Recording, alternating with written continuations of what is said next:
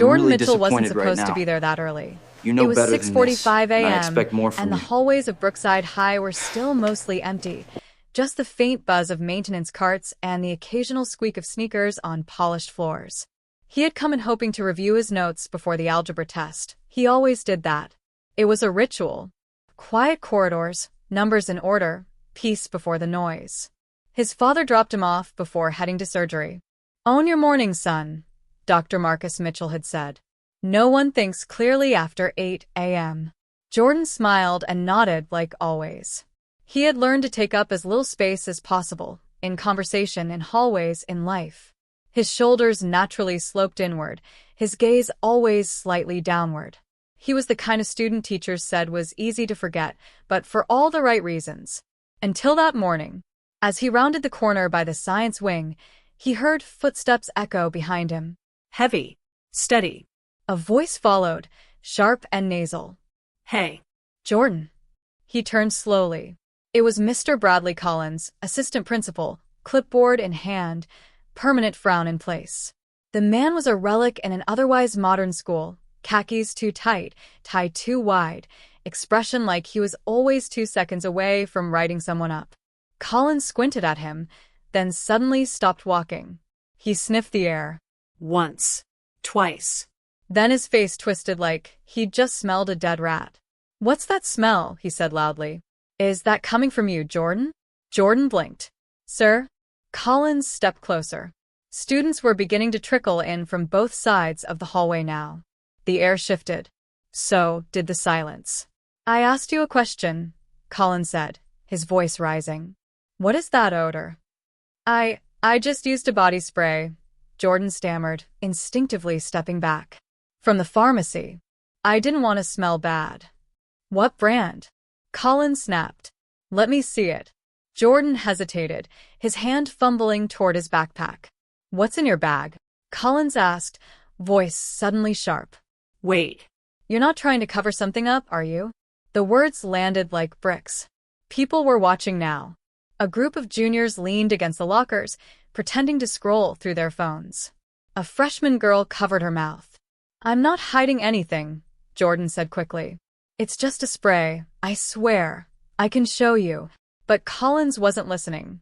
He reached for his radio. "This is Collins. Need security in hallway B7. Possible possession.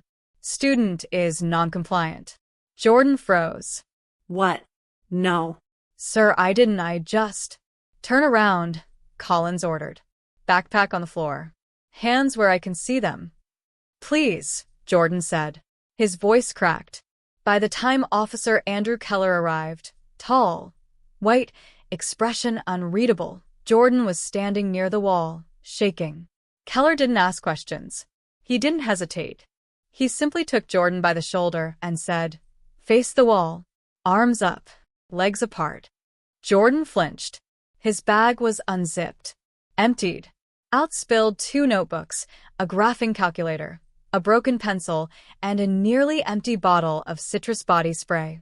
Keller picked it up, sniffed it, and passed it to Collins without a word. Still, Collins wouldn't back down. "Something's not right here," he muttered. "He's clearly trying to mask something. We're not idiots." Jordan looked at him, eyes wide. "Why are you doing this to me?" But Collins didn't answer. He just pointed toward the detention room down the hall. "We'll continue this in private." By now, the hallway had stopped moving. Students lined the lockers in silence. A few held their phones low, recording. Someone snickered. Another muttered, "Figures." And then came the voice. Deep. Controlled. Furious beneath the surface. "Take your hands off my son. Now." Dr. Marcus Mitchell was walking down the hallway like it belonged to him, and in some ways it did. His tailored navy coat moved with precision. His ID badge from Carolina's Medical Center swung against his chest. His eyes, focused and unblinking, went straight to Jordan. "Dad," Jordan whispered. Dr. Mitchell didn't break stride. He reached them, looked at Keller, then at Collins. No anger. Just steel. "What is the charge?" he asked coldly. Collins hesitated. "There was a suspicious odor. We have protocol." Dr. Mitchell took the spray bottle from Collins' hand. examined it like a surgeon inspects a scalpel, then held it up. This is what you profiled my son for. Keller looked away. Collins stammered. It could be a masking agent. You know some students use sense to hide. My son has a 4.2 GPA and no disciplinary record. He smells like a $3.99 citrus spray because he's 16. Not because he's a criminal. The silence was unbearable. I want the security footage. Now, Dr. Mitchell said. And a meeting with the principal. Immediately. No one moved for a moment. Then Collins nodded stiffly and turned toward the office. Dr. Mitchell looked down at his son. You okay? Jordan nodded, barely. Then walk. Proudly. As they made their way down the hallway, Jordan's hands trembled. His face was burning. He had never been so exposed, so small, so powerless. But walking beside his father, tall, grounded, unshaken, something in him flickered back to life. They disappeared behind the glass doors of the main office. And Brookside High, for the first time that morning, fell completely silent. The principal's office smelled like pine-scented cleaning spray, cold coffee, and denial. Jordan sat rigidly on the edge of a chair too soft to be comfortable, his hands folded in his lap. Dr. Mitchell stood, arms crossed, eyes locked on the door like a soldier waiting for combat. Across from them, the receptionist tapped her keyboard with deliberate slowness, pretending not to hear the tension humming in the air. Dr. Hawthorne will be with you shortly, she said without looking up. He's reviewing the footage. Dr. Mitchell gave no response. He wasn't the kind of man who repeated himself. When the door finally opened, Principal Hawthorne emerged, tall, balding, with a practiced smile that didn't reach his eyes. Marcus, he said, extending a hand. Let's save it, Dr. Mitchell cut in. I want to know what happened. And I want to know now. Hawthorne hesitated, then gestured for them to enter his office. It was decorated with university banners, a shelf of untouched educational theory books, and a single framed quote, "Discipline is the bridge between goals and accomplishment." Jordan sat down again, but this time his father didn't. Dr. Mitchell remained standing, towering over Hawthorne, demanding the moral high ground with every breath. Bradley Collins accused my son of possessing an illegal substance based on a scent, he said. My son was searched in public, humiliated in front of dozens of students, and handled like a criminal.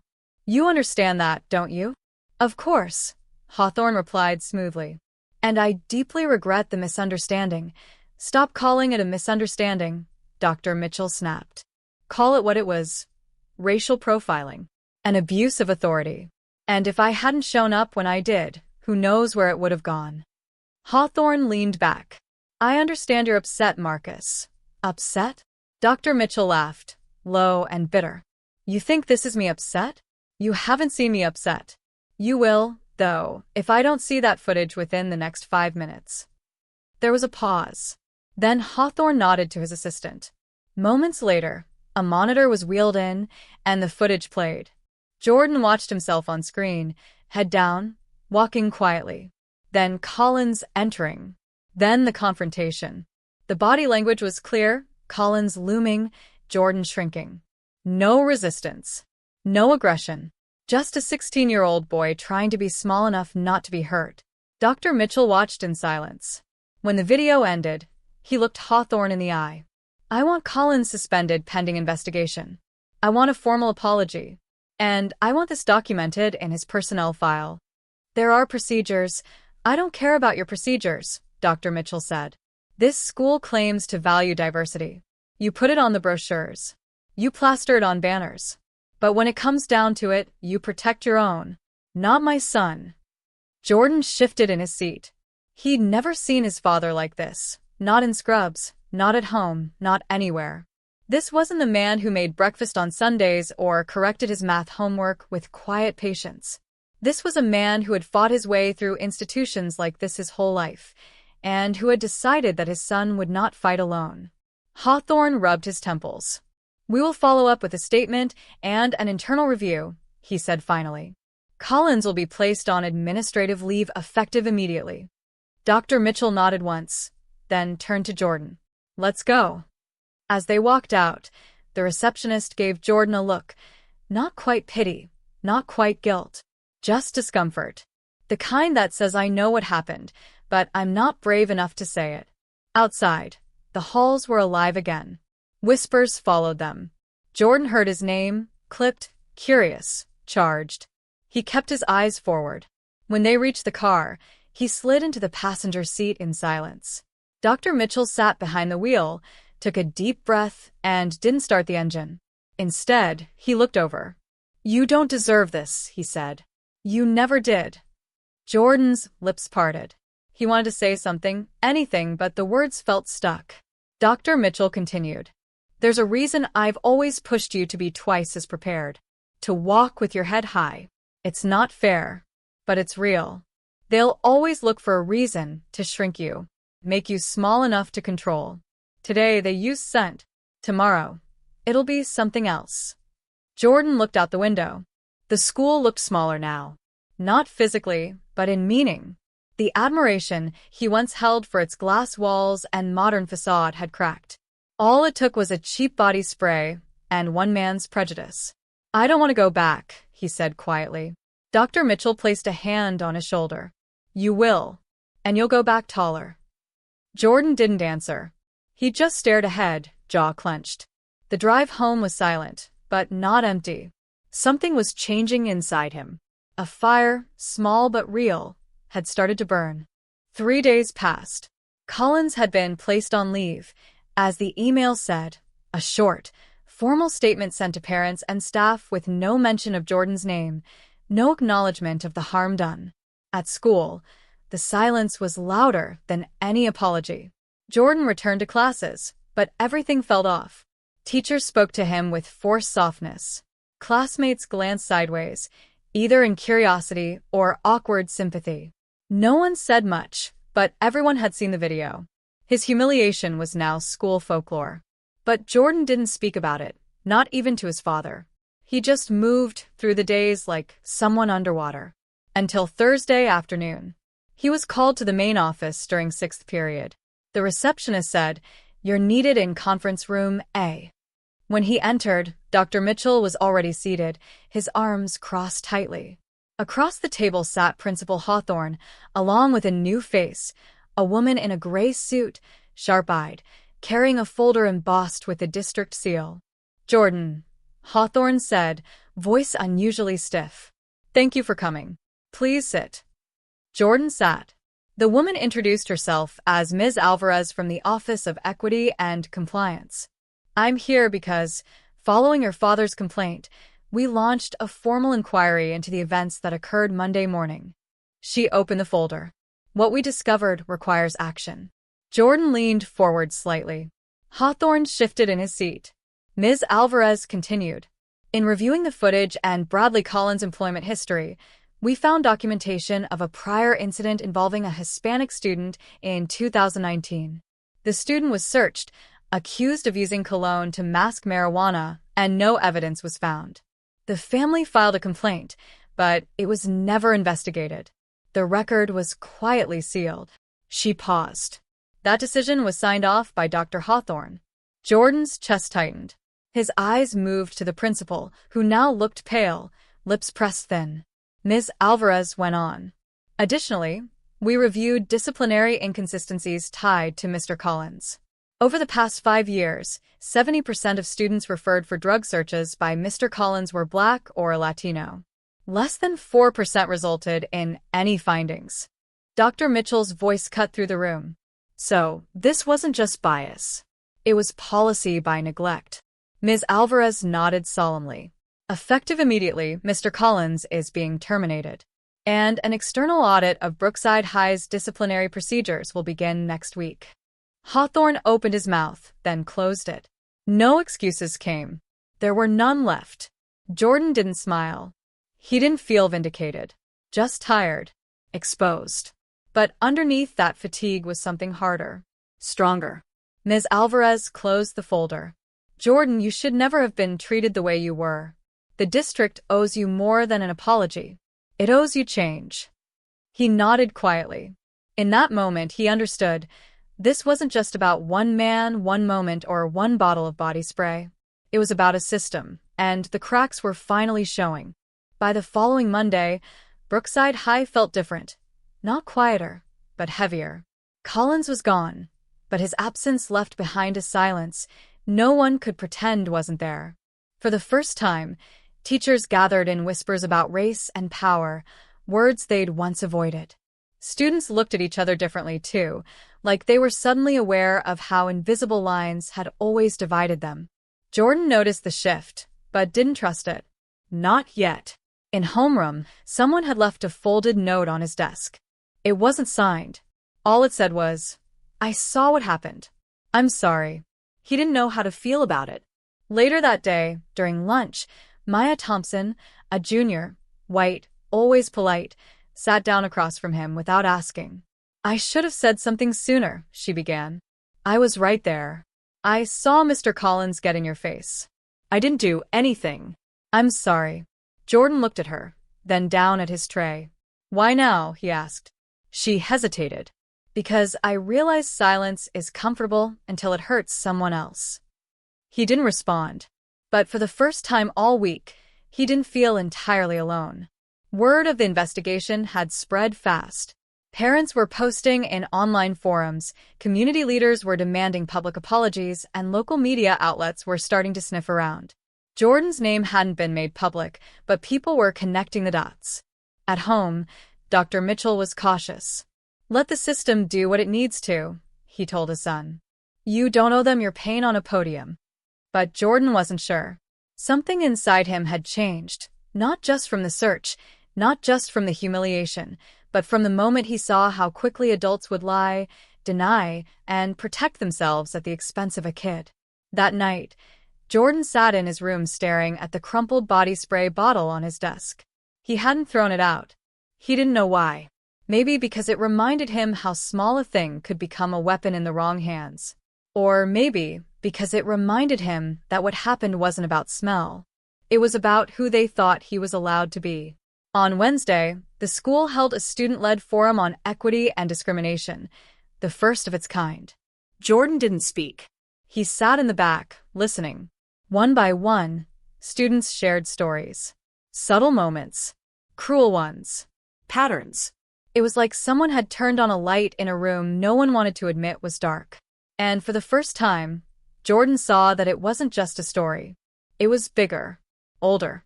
And he wasn't the only one carrying it. When the bell rang and the forum ended, a few students approached him. No grand apologies. No dramatic scenes. Just nods. Respect.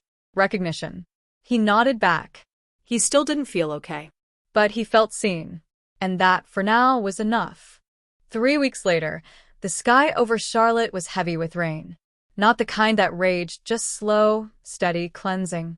Jordan stood near the glass window of his math classroom, watching the water streak down. Behind him, students were working in pairs, but his mind was elsewhere. The district had officially released its report the day before. The findings confirmed what had been known but unspoken for years: disproportionate disciplinary action, racial bias in enforcement, and failures in administrative oversight. A formal apology had been emailed to all families. Jordan read it once, then deleted it. Apologies were easy. Change was not. Still, something was different now. Collins was gone, not quietly, but publicly. And more importantly, students had started asking harder questions. There was a bulletin board in the main hallway now, filled with anonymous stories about identity and bias. Teachers were attending workshops. Students had created a committee. Was it enough? Not yet. But it was something. And for Jordan, the most important change wasn't in the school, it was in himself. He no longer walked with his eyes down. He spoke when he needed to. He had stopped apologizing for taking up space. One afternoon, after school, Dr. Mitchell picked him up later than usual. As they pulled out of the lot, Jordan turned to him and said, "You ever think we're just fighting the same battles in different rooms?"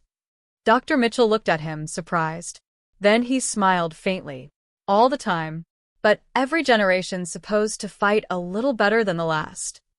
Jordan nodded slowly. "I want to be better at it."